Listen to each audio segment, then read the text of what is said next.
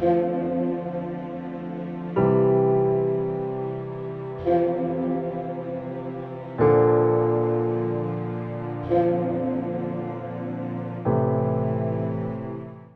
लिए आज की तलावत मुकाशफा की किताब, उसका 7वां बाब 2 से 4 और 9 से 14 आयत तक। फिर मैंने एक और फरिश्ते को मशरिक़ की तरफ से ऊपर आते देखा।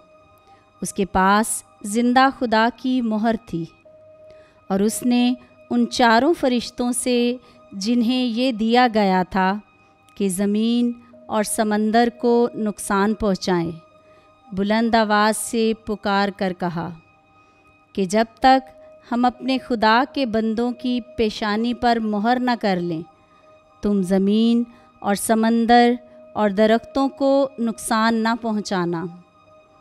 और मैंने उनका शुमार जिन पर मोहरें की गई थीं सुना कि बनी इसराइल के सब कबीलों में से 1,44,000 पर मोहरें की गईं।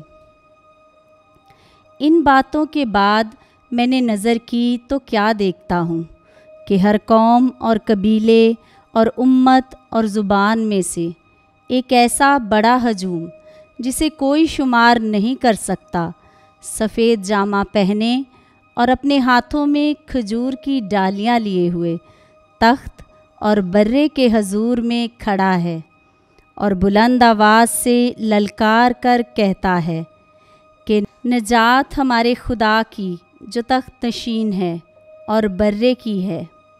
और सब फरिश्ते उस तख्त और उन बुज़ुर्गों और उन 4 जानदारों के इर्द गिर्द खड़े हैं। फिर वो तख्त के आगे मुंह के बल गिर पड़े और खुदा को सजदा किया और कहा, आमीन। बरकत और तमजीद और हिकमत और शुक्र और इज़्ज़त और कुदरत और कुव्वत अब्दुल आबाद तक हमारे खुदा को हासिल है, आमीन। और उन बुज़ुर्गों में से एक ने मुझसे ख़िताब करके कहा कि जो सफ़ेद जामे पहने हैं वो कौन हैं और कहाँ से आए हैं? मैंने उससे कहा कि ए मेरे आका, तू ही जानता है। तो उसने मुझसे कहा कि ये वो हैं जो बड़ी अज़ियत में से निकल कर आए हैं और जिन्होंने अपने जामों को बर्रे के खून में धोया है और उन्हें सफ़ेद किया है। पाक कलाम के पढ़े और सुने जाने पर खुदा की बरकत हो। खुदा का शुक्र हो।